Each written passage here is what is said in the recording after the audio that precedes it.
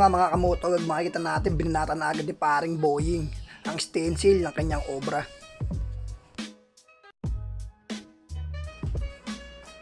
Makikita mo parang hindi siya tato, di ba? Parang sticker lang. Ganyang kalupit tumira yan si Boying Baitong. Malinis, pulido.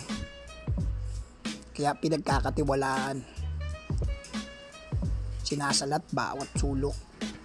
Malupit ang tirada na to. Para na sa Las Vegas. Las Vegas ang concept eh. Lupit. Siyempre kasama pa natin yung mga tropang iba.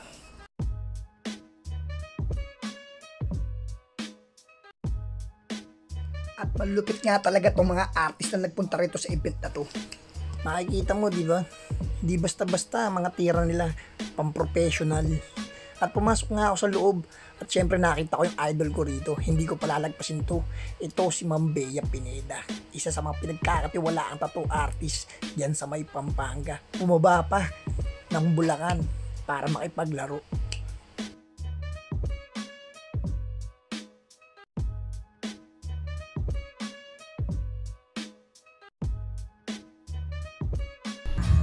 Yo, magandang gabi, no? Ako nga pala si Christian Secondes, tattoo artist sa Malanday, Valenzuela. Support po tayo sa mga upcoming events, ng mga tattoo events natin sa OTS. And then salamat lang po sa mga sponsor ko, mga Mad Kid Tattoo product. Yan. Promote ko lang yung isang tattoo event, October 7, Mythical Creation. Yan, organized by Sir J. Abad.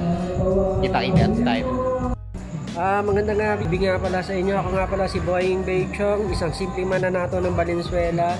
Imbitahan ko kayo sa mga darating na event. Meron pong event na gaganapin this December sa Ligligan. Ang model ko po ay si Ja.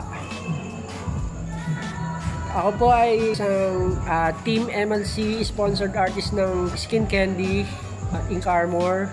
Yan lang po. At ito, balikan natin si paring Boying Baitong kung paano tumira.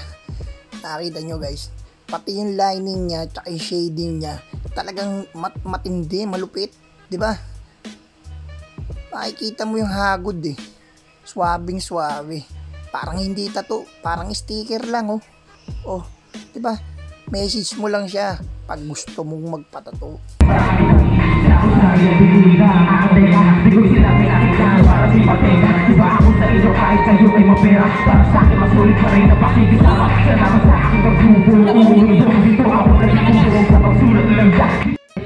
Third place, remake goes to entry number 1, artist Bea Pineda. Palakpakan naman. Inaasahan ko na yan.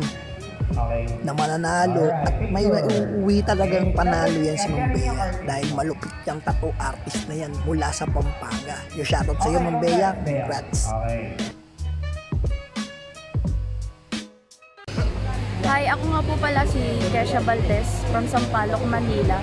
Mad Kid Pro Team po. Supportahan nyo po ang product namin na Mad Kid Tattoo Product PH. At supportahan nyo po ang mga upcoming events namin.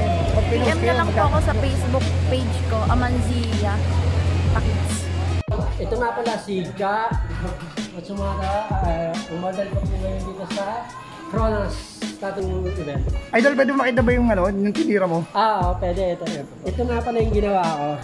Binigyan ko siya ng twist, nilagyan ko po siya ng effects. Lupit Ayan po siya. Sabi ko na Barbie. Ilang oras yan, Idol? Inabot lang to ng 8 hours. 8 hours. Dito makikita na natin kung sino talaga yung mananalo. Malulupit at mga ibang mga artist ang mga dumayo rito sa event na to. Makikita mo talaga yung mga professional na mga tumira.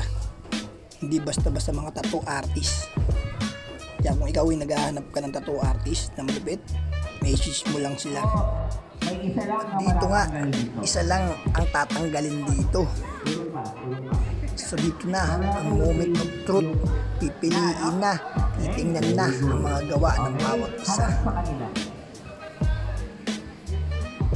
magkakaalaman kung sino ang dapat nakarapat-dapat na umupo sa trono ngayong gabing ito. Yan ang mga judges natin. Talagang sinasala nila isa-isa. Tinitingnan nila bawat sulok, bawat kanto, bawat puntos. Mahalaga. Walang palalagpasin. Kailangan quality.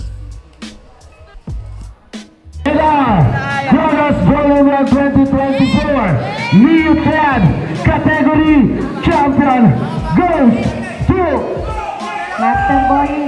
Master Boy sa palakpakan. Batang-bata. Uy, champion oh. Champion. Ay guys, yung champion.